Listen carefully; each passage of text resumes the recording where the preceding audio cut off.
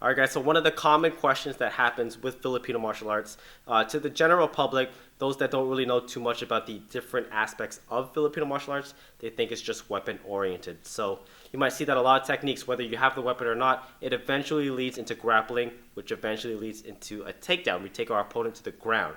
But what happens after that? Why did we take them to the ground? Are we going to ditch the weapon? Are we going to grapple them? Are we going to grapple with the stick? What is it that we're trying to do? So I'm going to give you guys a couple scenarios just so you can have some insight on what is possible when you are weapon oriented or when you're focusing on the weapon as you take your partner to the ground. So I'm here with my partner James, and just for the reference of today's video, we're going to be focusing off of the cross. We're doing what's called an entry one in our system. Basically what happens is the cross comes, I parry it, I come in with an elbow, I go into this whole formation here, and the eventual goal now is to take them down. So I take my opponent down to the ground. We get into this position here. Now normally what happens is I place my knee onto the ribs so that I compress it. I make it very difficult to breathe. For training, I'm just going to place it beside him right here. I still have this grip. I'm going to take my right hand, I'm going to pull, reach over, clear it. We call this clearing the table. Okay? So there's three things that I'm looking for when I get to the ground.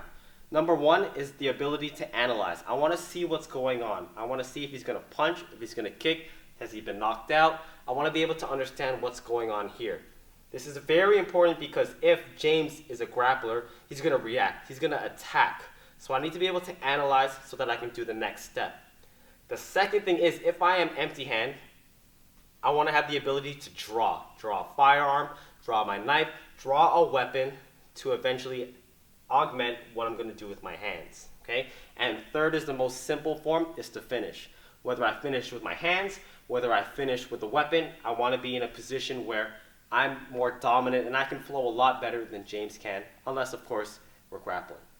Okay? So in the normal ground flow, we have different steps. If you want to check the entire thing in a breakdown, you can click the link up here. It's going to be one of our older videos. Basically what happens is I take my right hand, I'm going to stand back up. I'm going to hold it with two hands. I'm going to take my right foot. I'm going to step onto the shoulder here. I'm going to pinch it. I'm going to make him reposition himself so that I step over.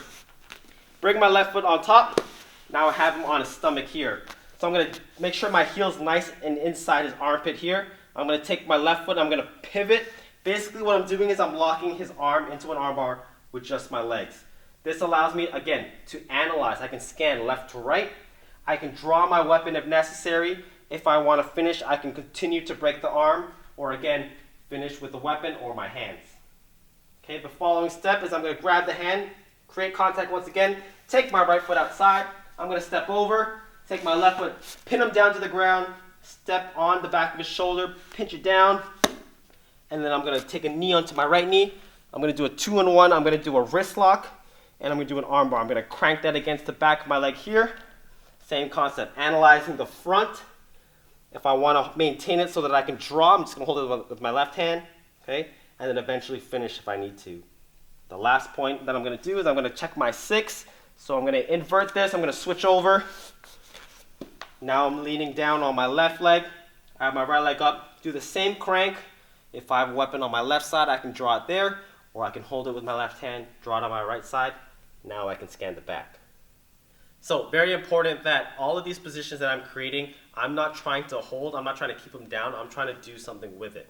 Okay, so it doesn't matter if the position is on the table, doesn't matter if I do what's called an inverted armbar, doesn't matter what it is. I'm doing this to analyze, to draw, to finish. So as I'm doing all of this, I want to be able to flow on the ground. I don't want to stay on the ground unless, of course, I have a very strong grappling background, whether that's dumog, jiu-jitsu, wrestling, whatever that is, and I understand the concept down here. But if we're talking more weapon-oriented, I want to be here, here, and here, or here, here, knife, whatever it might be, depending on the lethality, depending on the application. Of course, it's obviously up to you. Okay? So as you're training with your partner, as you're practicing this ground flow, understand what the concept is, understand what your strengths and your attributes are.